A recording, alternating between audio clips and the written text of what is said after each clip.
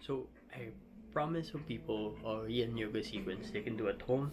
It's gonna be a 45-minute to 60-minute yin yoga practice, and there's gonna be a guided meditation towards the end. If you're not into the yin yoga practice, you can skip ahead through the meditation. It's gonna be personalized, so I'm gonna lay out cards, you're gonna draw them, and it can be your meditation focus for today. Hopefully, a bit of guidance through the difficult situation that we may be having right now. So, this particular sequence was designed for letting go. So you can interpret letting go in whichever way you want, be it letting go of today, letting go of a particular issue, mindset, or even letting go of a particular person that no longer serves a purpose in your life. Something I always emphasize on in my class.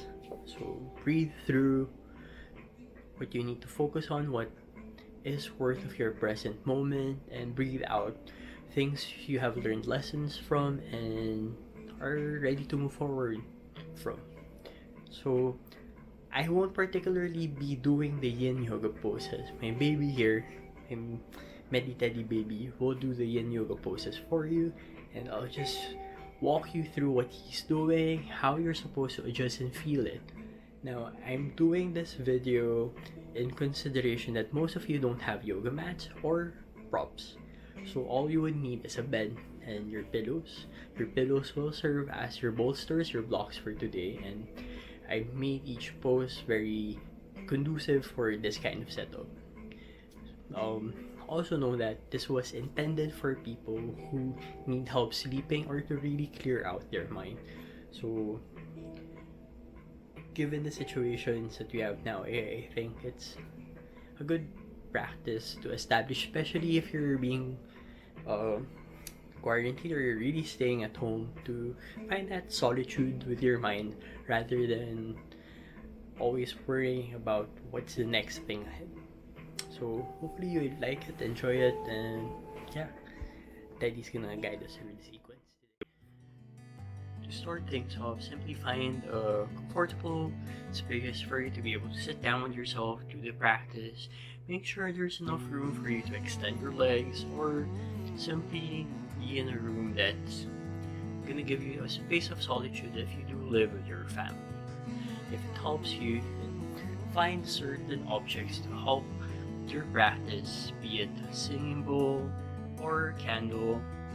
Set the room with music that suits the mood for you, or simply find a space of quiet you can practice it. He was in a seiza pose, and now he just simply went into a comfortable seated posture, having a pillow underneath him, crossing his legs the length that his legs can breathe with. If you're like his daddy and you have a tight lower back or tight hamstrings, this might be more comfortable for you to begin your practice in. Remember, yoga is practice of non-judgment, and we like to ensure that we are in a posture that we feel safe with, and we're not. Once you have found yourself in a comfortable seated position, simply take a few sets of breath, calm, reassuring yourself that you are in a space where you feel protected and safe. Staying here at a comfortable pace of breath for a few minutes. And if at any point the mind starts to drift away, float away, deepen the breath just for a while. Recognize what calls to your attention and simply come back to comfortable pace of breath when ready. This practice was intended for you to let go, to release, and really surrender yesterday and even today. Only embracing the very present moment that you are, giving yourself solitude, gratitude, even just for a bit of your day. We're gonna start things off with a breathing practice. If you feel lightheaded, just came from any kind of sickness, or have high blood pressure, you can stay at a comfortable pace of breath. Otherwise, we start to focus on the exhalation, making sure that the exhale is 3 times the length of your inhalation. You can start things off by counting a simple 1, 2, 3 inhale. Exhale for 9, 8, 7, 6, 5, 4, 3, 2, and 1. And if the lungs, the chest allows you to do so, you can lengthen this count, or if it's too much, feel free to shorten wherever you are not forcing yourself to a place of discomfort. Remember, the intention of this practice is to simply let go and to calm the mind, releasing what no longer serves us, focusing on what really matters. For the first pose, simply bring your legs behind you, toes together, knees as wide as a yoga mat, allowing the chest to simply rest towards the ground, the forehead on a pillow, arms stretching as far forward as they can, taking a deep inhale to warm things up, and as you exhale, slowly sinking down the chest just a bit closer towards the ground. For those who might be feeling tight, even just for today, you can slide the pillow underneath, resting both the chest and the head on the pillow.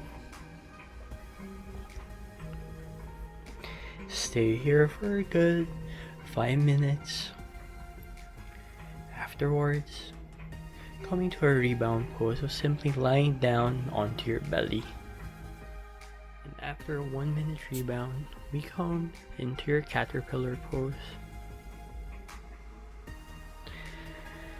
Simply lengthen the legs in front of you, kicking the heel away from the torso, toes towards the face, knees slightly opening towards the outside, so allowing the hips, the hip joints to comfortably fold forward.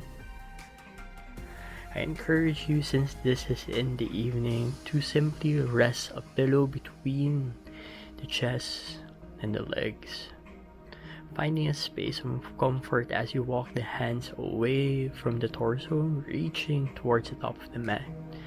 Taking a deep inhale once you reach 100% capacity.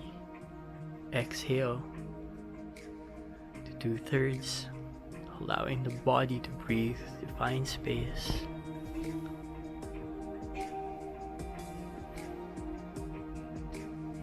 Stay here for another 4 minutes. Up to 5. And when you're ready, slowly slide the hands underneath the shoulders. The head comes up last. That's rebound from the previous pose. And simply hug your knees. Lower the forehead as close to it as possible. Stay here for a minute. Afterwards, simply drop the left knee towards the sides, lengthen the right leg as wide as you can. Keep the right leg lengthened, heels kicking out, toes towards the face. There should be no discomfort behind the knees, thighs, lower back. Once you're ready, simply lower the right elbow onto a pillow that's placed just inside of your knee. The right fist supports the side of your head towards the temples, and the left arm lengthens towards the sky. Bend the elbows and place the hand just behind the head. The elbow should be reaching up towards the ceiling at all times, and you feel a connection from the left elbow all the way down to the side of the body, to the hips, giving the left side a yummy stretch. Stay here for 4 minutes, and afterwards simply support the right leg back to center and come towards the opposite side. of the pose. To come into Anahatasana, you start by coming into tabletop or all fours, making sure that your knees, your feet are hip-width distance apart. If your ankles do feel tender, you can slide some blankets or a pillow underneath the ankles, or you can keep them tucked. Make sure that your hips are always directly above the knees, and since again this is an evening practice, you can already slide a pillow underneath the chest as support. From here, simply walk the hands as far forward as you can, and as you walk the hands forward, you start to sink your chest towards the ground, keeping the hips up above the knees. If at this point you start to feel pressure on your knees, it is encouraged to slide blankets underneath as support. Afterwards, replant the heart into the ground or onto the pillow. If the chin is comfortable in doing so, rest the chin onto your bed. If not, you can use both arms as a pillow, supporting the forehead.